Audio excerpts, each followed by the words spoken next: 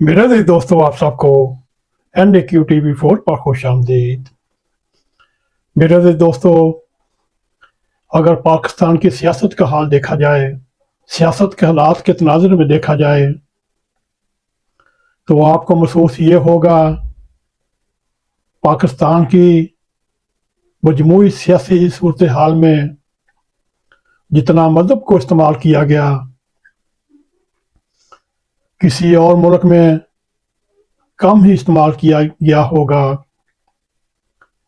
अगर आपने हमारे YouTube चैनल को सब्सक्राइब नहीं किया तो हम आपसे रिक्वेस्ट करते हैं आप सब्सक्राइब भी करें।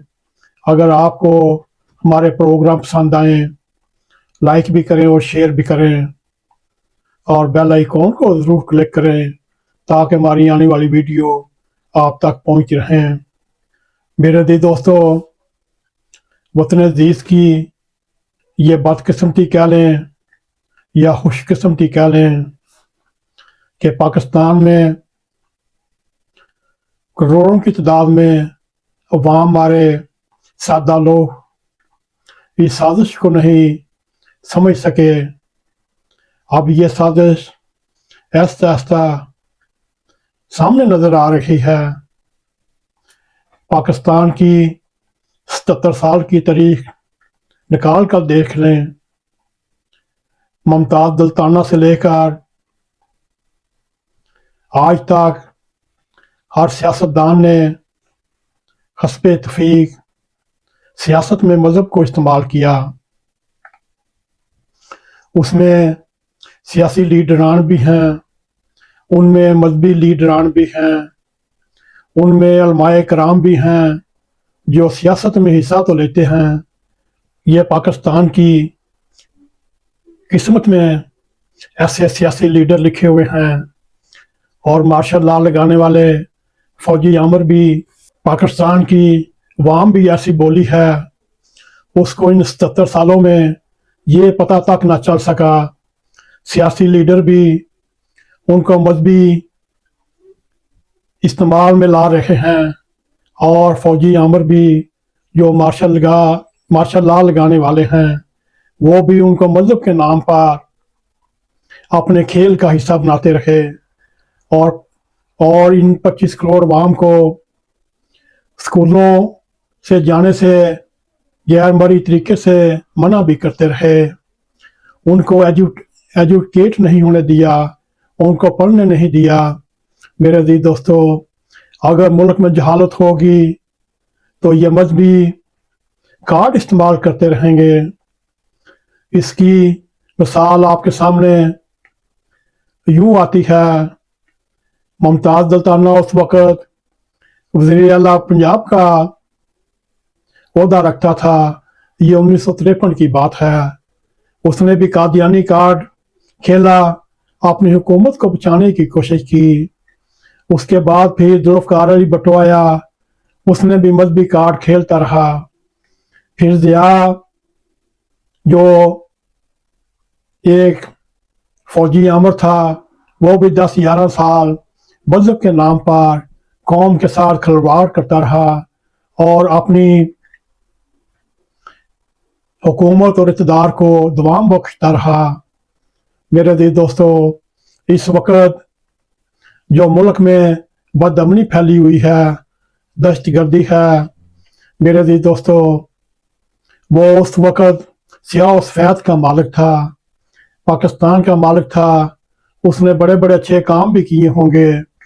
जो उसकी किस्मत में, जो उसने पाकिस्तान के साथ मजहब के नाम पर जो खिलवाड़ किया, आज पूरा पाकिस्तान दहशतगर्दी की लपेट में है, खुद का हमलों की लपेट में है।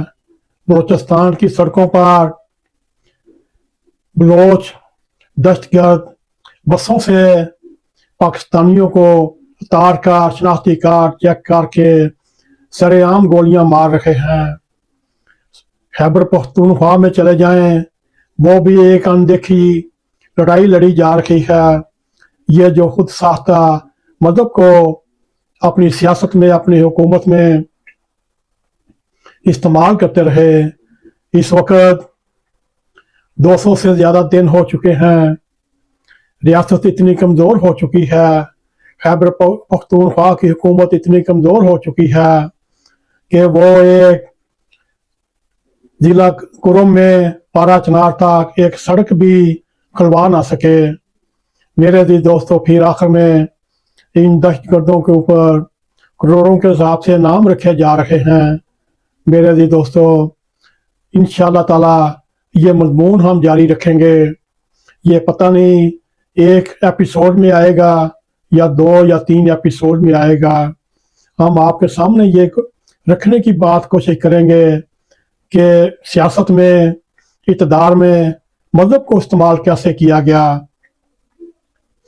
मेरे दिल दोस्तों, अब भी हुकूमत वक़्त, चाहे वो किसी सूबे की हो, चाहे वफाकी हो, वो भी किसी न किसी रंग में मजहब को अपने इक़्तिदार के दवाम के लिए इस्तेमाल कर रही है।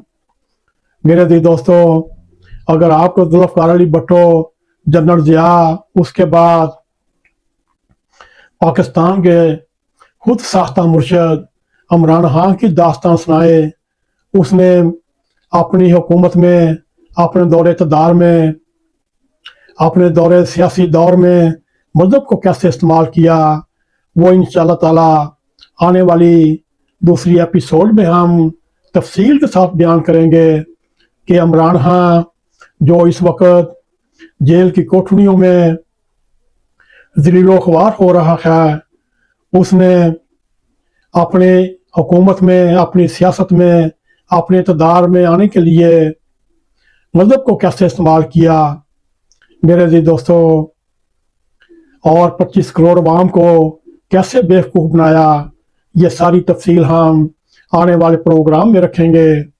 मेरे जी दोस्तों, अगर आपको हमारा ये प्रोग्राम जो पहली एपिसोड का है पसंद आए, इसको लाइक भी करें, इसको शेयर भी करें।